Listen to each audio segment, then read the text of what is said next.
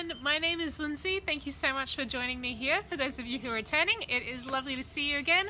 And for those of you who are here for the first time, I hope that you find that this information is helpful, and if you do, please consider liking, subscribing, hitting the notification bell, and also sharing with a friend.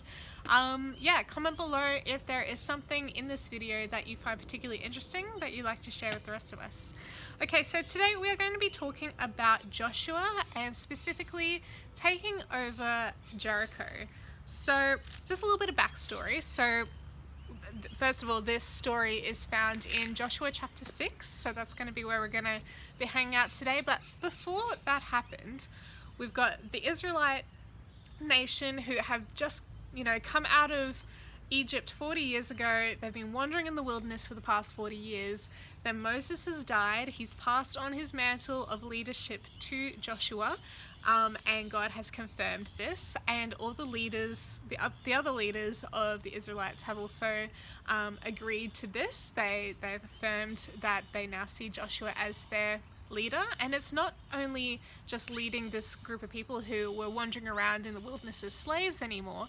They've changed from this slave mentality. They've over the generation that has, there's been this whole generation that died while they were walking around in the wilderness, and there's this new generation who have come through, who have grown up as kids, being born in the wilderness and now growing up under Moses' leadership, and who are now under Joshua's leadership, who no longer carry as much of that slave mentality. Maybe they got a little bit more passed down from their parents to them, but for the most part, they haven't grown up in Egypt. They haven't grown up in slavery. They might have a few mentalities that have been passed down, but overall, they're this whole new bunch of people. And that's, I think, ultimately why God probably did bring them through the wilderness, was to get those people who thought of themselves as slaves, for them to pass away, so he had some new, fresh people who weren't tainted by such debilitating mentalities, so that he could use them and to bring those people into the promised land. So now we've got this new cohort, and they're a lot more willing to work with God and with Joshua. And then we've got Joshua, who God has told him now at the end of chapter 5, this angel, Jesus shows up and says, hey, I'm here on behalf of God and his armies, and we're gonna go into the promised land. The promised land has been given to you. I've given it to you. And so that's where we find ourselves. So they've crossed over the Jordan River in a very miraculous way. They've now had all the men circumcised. So that's a procedure that nobody would ever want to go through without anesthetic, that's for certain. And now they've been rededicated to God. So God's like, okay, we're on the right track now. We've got this newly dedicated group of people who are following Joshua, who aren't, held back by their own mentalities, and now we're going to take over the promised land. So the first place that God takes them is this city of Jericho. Now, Jericho was considered the key to Canaan. So Jericho was this really fortified, large city where there was lots of people who were trained in war, that had huge walls, that had all these fortifications so that anyone they didn't want coming in the city, they could keep them out. They had all the bars and the gates and people standing on top of the towers shooting bows and arrows at whoever came past, whatever. And the people in this city and the people throughout Canaan had started hearing about the miracles that God was doing with the Israelites, and they were taking over certain groups of people before they got to the land of Canaan specifically. And so they were all a bit scared, like, what is this group of people and what is their God going to do to us? Because we obviously follow a different God, so we're not going to bow down to this God, and we don't want them to come and to kill us all, because, they could see what was going to happen. And we have Rahab. So while all of the people in Jericho were terrified of what could potentially happen with the Israelites, Rahab actually could see what was going to happen, and she believed not only that Israel's God was bigger, but that maybe he would actually extend some grace and salvation to her and her family if she asked. So she did. She looked after the spies when the the people from the city were trying to find these spies, try to kill them, try to keep them from sending any intelligence back to the camp of the Israelites. And she looked after them, and so she asked, hey, since I've done you this favor, can you please do me a favor? And when you guys definitely do inevitably come to take over the city and the rest of the country, like the countryside, can you please make sure that I'm saved? And so they're like, yep, we can do that. And God honored that.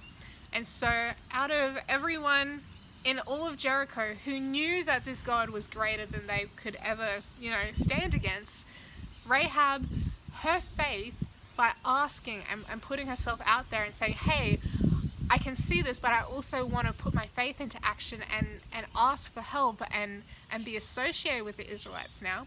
Because she did that, she and her family were the only people who were actually saved when Jericho fell. So we're getting slightly ahead of ourselves here. So what I really, really want to focus on in this story specifically is what the instructions were that God gave Joshua and the Israelites to do. So let's have a quick look at that. I'm going to Joshua chapter 6, and we'll start from the beginning.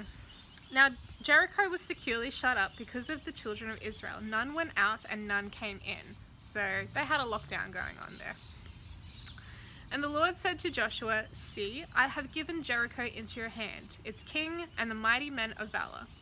So first of all, God is saying, look, I've already given you the victory here. This is already done. You just need to believe that. Okay? Verse 3, you shall march around the city. So now we're seeing the instructions that God is giving to act out in faith what he's already given them. The victory he's already given, he's just saying, hey, there's just a couple of things you need to do and we'll be cool. All right? I'm following through on my word. It's already done in the spirit, as some like to say. Now we just have to do a few things to get to that place. He says, you shall march around the city, all you men of war. You shall go around the city once. This you shall do 6 days. And 7 priests shall bear 7 trumpets of ram's horns before the ark.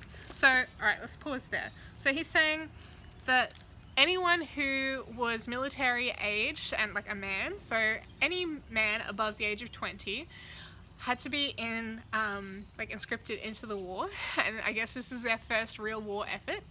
And he says all those people, they have to march around the city of Jericho one time each day for 6 days, and they'll also have 7 priests will have 7 trumpets made of ram's horns. So rams are male sheep, and they grow these big curly horns out of their head. And what they would do is they would chop off these horns, and they would be hollow inside, and they'd chop off the little tip as well, I guess, and they would blow through the little tip end, and that would make the sound come out much louder on the other side, just like a normal trumpet. And so yeah, they had these trumpets, which were often used in war times to indicate, all right, we're going into battle, now is the time to charge, giving instructions to the warriors that we're going to do whatever we've strategically planned that we're going to do in this war effort. So that's what the ram's horns were usually used for. So it's interesting that there were 7 priests who were told to blow these horns as they were walking around. So everyone else had to be really quiet as they're just trudging along in a circle around the city one time each day for 6 days, and the only thing that you could hear were feet stomping along and the sound of these ram's horns just blowing and blowing and blowing. Now I actually didn't have a look at how big Jericho would have been, but I'm guessing it may have been a couple of kilometers around the perimeter at least, and that would probably take, I don't know, a couple of hours of walking around, maybe, if they were really slow. I'm not exactly sure, but it would have been a while. It's not like a 5-minute walk. So all these people are walking around really, really quietly and only able to hear these 7 ram's horns being blown just constantly. So, all right, where are we? But the 7th day, you shall march around the city 7 times, and the priests shall blow the trumpets. So the priests are still blowing their trumpets, but now they're walking around 7 times. And it shall come to pass when they make a long blast, so they hold the note really long instead of just going burp, derp, derp, derp, derp, that kind of shorter trumpet sounds. They're holding a really long note. At that time, when you hear that note with the ram's horn, and when you hear the sound of the trumpet, that all the people shall shout with a great shout. So now all the warriors, all the soldiers who have been marching around the city all these times, 13 times in all, at this long note that they hear, they go from being silent to shouting at the top of their lungs as loud as possible. And then what will happen? Then the wall of the city will fall down flat, and the people shall go up every man straight before him. So all the people who are surrounding the walls of the city, the walls are just going to flap inwards, probably crush a few of the buildings and a few of the people in the city, maybe. And then all the people just rush in over the walls and they go and slaughter the people. Yeah, this is the Old Testament, guys. So this was the strategic plan that God gave them. So Joshua goes and tells the people that, and they all get ready to go and do it. Now, so let's have a think about this for a second. If you were trying to lead a war effort against anyone, what do you think you would need? You probably need some guns or some bows and arrows or some, siege equipment if you're coming against a city back in the old days or whatever. You need some weaponry maybe. You need military training, all these different types of things. But that's not what God is asking for here. He's literally just asking for 7 priests with 7 ram's horns to make some noise while everyone else is quiet and walk around the city a bunch of times and go home at the end of each day and do it again tomorrow. This is really weird. Since when is blowing a trumpet ever going to kill anyone or win any kind of victory? Well, in God's way of doing things, he does things in really crazy and creative and really left field kind of ways that nobody else would ever imagine him doing.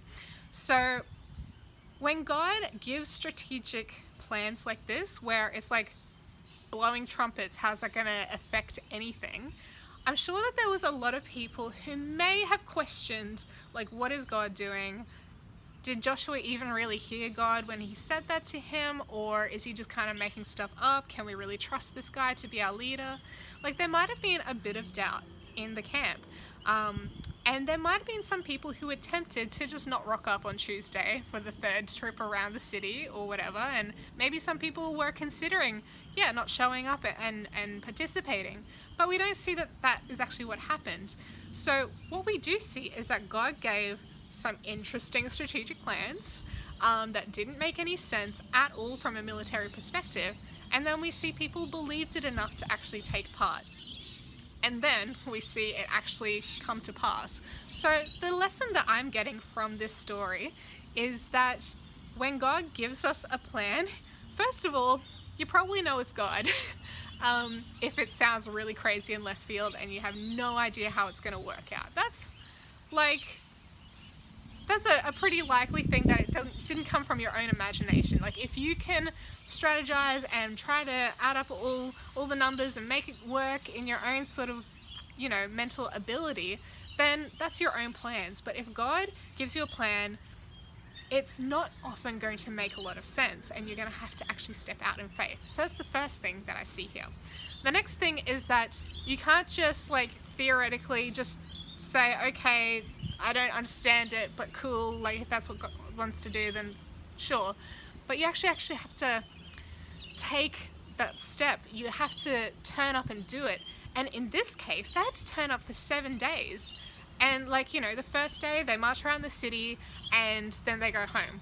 And the people inside the city might have been really scared the first day, going, oh no, they're blowing the ram's horns, they're gonna come at any second, we don't know how, but they might come in. And they were probably feeling a lot of anxiety this whole time.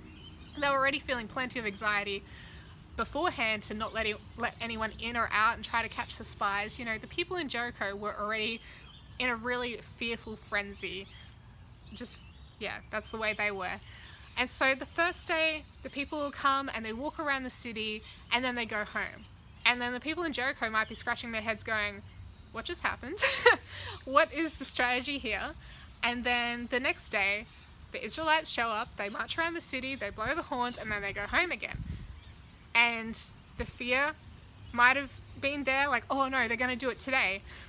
And then they go home and they're like, maybe they're not. Maybe this is all just talk. And then, 6 days go past, the Israelites show up, they walk around the city, and then they go home. And so by this point, I'm imagining that the people from Jericho are either really freaked out, or they're like, oh, these guys, their bark is bigger than their bite and we shouldn't even worry about them. So they might be getting either really scared and superstitious, or they might be getting really complacent at this point and not worrying about it. So I'm not exactly sure which way you would go in that situation. I'm not sure which way I would go, to be honest. I'd probably go on the side of complacency, to be honest. Yeah, but then on the 7th day, after the first trip around, the people are like, ugh, again, really? They're just walking around and blasting the noise, like, where's my earplugs, But then they start going around the second time, and then that's a new thing, okay? So the people in Jericho might pay a bit more attention at that moment, and then they go around again and again and again, and now it's at 13 times, and at the end, the long blast on the ram's horn is blown, and the people shout, and then all of a sudden the walls have just flapped down and crushed a whole bunch of houses and a few people walking around beside them, and all of a sudden, before you know it, all of these Israelites are just pouring into the city and just slaughtering everyone. Like, that would have just kind of come out of thin air, and the victory was theirs, and they really didn't have to do much. All the Israelites had to do was walk around and then shout one time. That's literally it. So, what was my point here? I did have a point, I promise. Yeah, so when it comes to God giving very specific instructions, whether they make sense or not, you actually have to follow them for it to work. So I want to share a little bit about my own experience with this. So God made it pretty clear to me a couple of years ago, 2 years ago now, that He wanted to take me in the direction of going onto YouTube. And at first I was like, okay, I guess I'll start learning about YouTube and, what it takes to have a fairly successful YouTube channel. And so I did a bit of research for a few weeks, and I started trying to, figure out what kind of equipment I might need, and, just put a bit of thought and effort into it. And one particular night I woke up feeling like I really need to share the message that I did, my very first video that I'm pretty sure most of you would have seen by now, which is the Isaac and Rebecca story. And so I shared that and I uploaded it by the end of the week, and it was done. I was like, wow, I'm actually getting, a YouTube channel started. And then COVID really sort of took over all of our lives. And for me, I was actually in a really bad headspace. I was very depressed, and living in a whole different city than I really didn't have many friends down there at all, and I just had a lot going on that was distracting me from doing anything further with YouTube, and I didn't really hear much more from God about what to do, and I was like, I don't know what to do. I'll just wait until God gives me another message. And I waited and I waited, and then I forgot about it, and life just sort of went in all sorts of crazy, interesting directions for me, and YouTube just sat on the back burner. I had one video up and that was it. And then as I was sort of coming out of the depression a bit, I felt good enough one day to shoot a little video, and I did that. It was a pretty dodgy little one, like 10 minutes long or something. That's my second video that I chucked up, and that was like 5 or 6 months after the first one. And I was like, encouraged again, and was like, oh yeah, I'll make another one. And like by the end of that week, I'd almost made one more video to post, and then I just didn't, and I didn't get around to it, and yeah, I just didn't bother. I didn't do anything further with it. And so that was like September or August last year, and I just didn't feel like I had any specific instructions, and I didn't do anything further with the instructions that I had been given. And so comes around to February at the beginning of this year, and God really got my attention by being quite firm with me, let's say. And so I received some very direct instructions from the Lord, and the first and last instruction on the list of instructions that I was given was start now and make it weekly. So the instructions that I was given, I'm not sure how much I'll share. I'm supposed to share with you guys Bible story content and to share my own experiences that help explain that Bible story content. And there's a bunch of other stuff that goes along with it. It needs to come from my own devotional time, my daily devotional time that I need to commit to doing every single day. And so all these different things were these very specific instructions from God.